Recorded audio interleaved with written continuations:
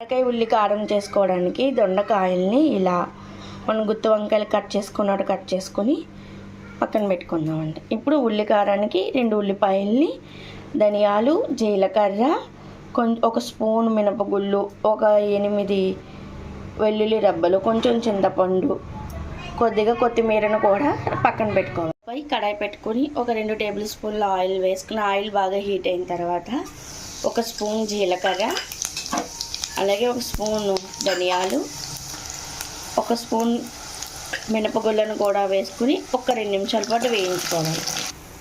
ఇవి కొంచెం వేగిన తర్వాత వీటిని తీసుకుని మిక్సీ జార్లో వేసేసుకుందాం.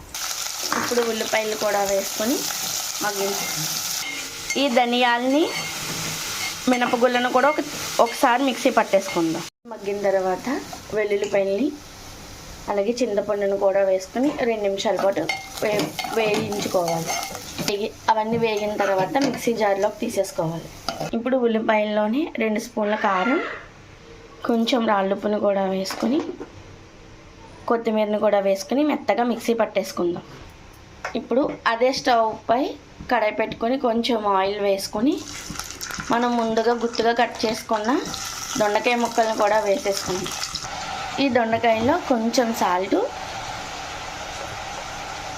అలాగే కొద్దిగా పసుపు కూడా వేసుకుని మగ్గించుకోవాలి.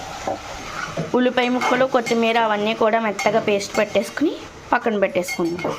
ఇలాగా పూర్తిగా మగ్గిన తర్వాత మనం మిక్సీ పట్టుకున్న ఈ ఉల్లికారం మొత్తం వేసేసుకుందాం.